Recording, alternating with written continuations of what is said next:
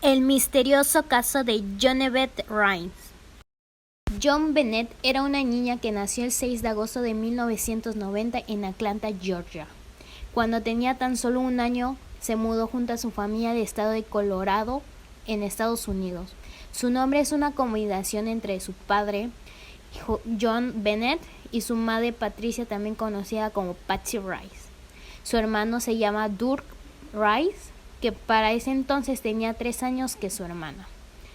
Joan Bennett era una niña de concursos de belleza y era muy conocida por esto de los Estados Unidos. La tradición de los concursos de belleza entre niñas es muy amplia. Y ella era una de las más famosas de esa época, pues ganó cientos de concursos, y su madre también muy conocida en el ámbito de los reinados, pues en 1977 ganó el reinado de Miss West Virginia. Ella amaba todo este reinado desde que era muy joven y por eso nació su hija, se metió en este mundo también su padre John. En ese momento era un hombre de negocios, dueño de reconocidas compañías de servicios informáticos llamado Access Graphics. En la mañana del 26 de diciembre de 1996, y la mañana después del día de Navidad, la línea 911 de Estados Unidos recibe una llamada preocupante de una madre que dice que ha robado a su hija.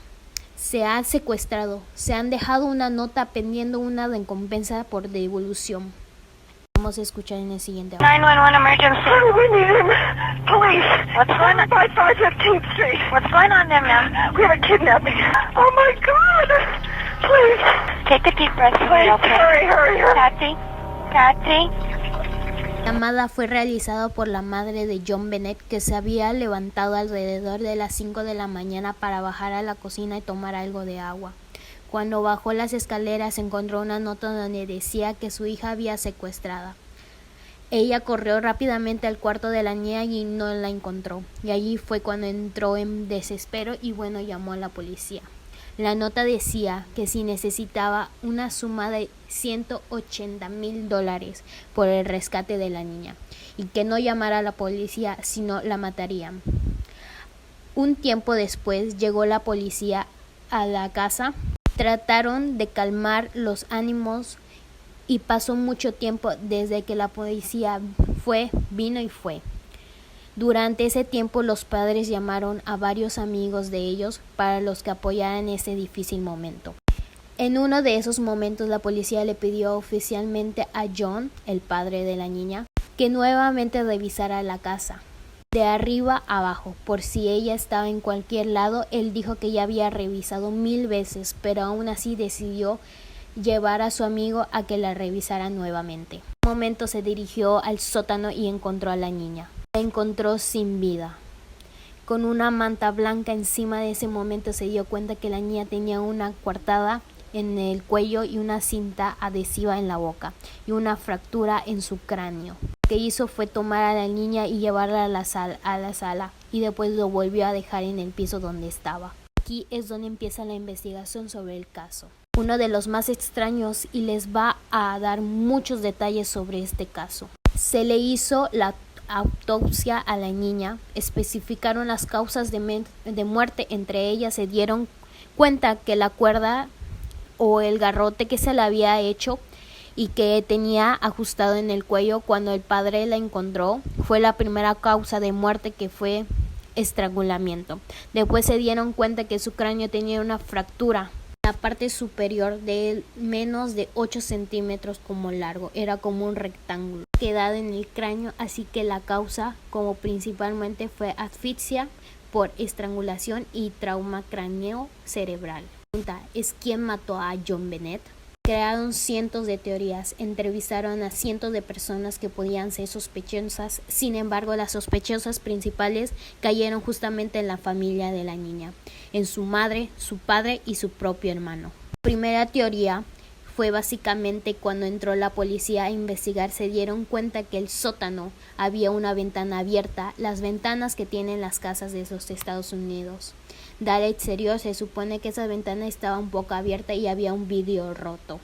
Y había una maleta justo debajo de ella. Se comenzó las primeras hipótesis que probablemente se había entrado alguien en la noche y había tomado a la niña sin que nadie se dé cuenta. Le tapó la boca con cinta adhesiva y la llevó al sótano, pero esa teoría fue desmentida por completo, ya que la ventana en la que se suponía entró el señor o secuestrador había una telaraña en la esquina que ocupaba incluso la parte de abajo de la ventana, que estaba completamente intacta y no se notaba que por muchísimo tiempo. Entonces es imposible que alguien haya entrado por la ventana sin haber dañado o haber roto la telaraña. Entonces el padre dijo que él había roto hace muchos meses y nunca se había preocupado por esto. Y lo de la maleta no hubo muchas explicaciones. Se supone que los padres decían probablemente había ido a meter allá a la niña y la iba a llevar, pero realmente se dieron cuenta que no fue así. Además de las cartas del secuestrador, no había sido posible que lo hayan escrito al momento, porque fue poco tiempo. Debido a la longitud de la carta y también las propiedades o estaban dentro de la casa. Después de descartar la teoría de la ventana, sin embargo, nunca se encontró un forcejeo en las puertas, no encontraron huellas dactilares de nadie en las puertas. Pero los padres dijeron que había dado llaves de muchas personas a lo largo de su vida, que había trabajado allí sirvientas, mucamas, entre otros. Pero sin embargo, entrevistaron a todas las personas y nadie era culpable. Mediante eso, los principales sospechosos eran el padre, la madre y su propio hermano. Y es cuando empieza la primera teoría de su padre. Decían que él había sido el culpable, ya que decían que la había secuestrado porque tenía abusos sexuales. Encontró ADN de una persona no correspondida a nadie de la familia en los panties y las partes de la niña, que el secuestrador había abusado de ella, se decía. Pero se descartó esta opción y el sospechoso era el propio padre. Se dice que aparentemente abusaba de ella por mucho tiempo, ya que se encontró muchas irregulaciones en las partes de la niña. ¿Cómo así? Ya antes ya la había abusado sexualmente y se dio culpa al señor haber realizado. Se dijo probablemente que estaba abusando de la niña cuando accidentalmente la golpeó contra algún lado y donde le abrió el cráneo y murió instantáneamente. Y la esposa se dio cuenta y lo ayudó a cubrirlo, angulándola para decir que la había matado y montar la historia del secuestro. Él era muy sospechoso, ya que apenas su hija murió desde la policía. Él desapareció durante una hora de la escena del crimen y no se supo nada de él.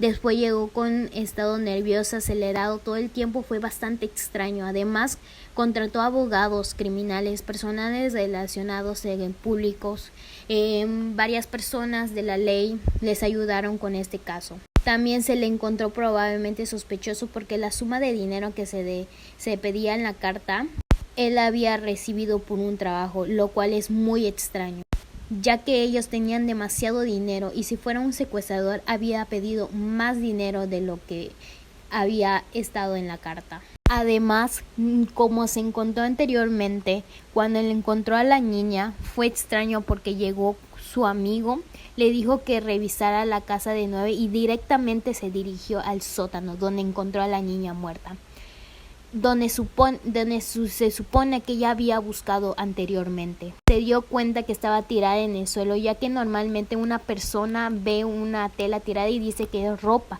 pero él sabía que era la niña que estaba allá.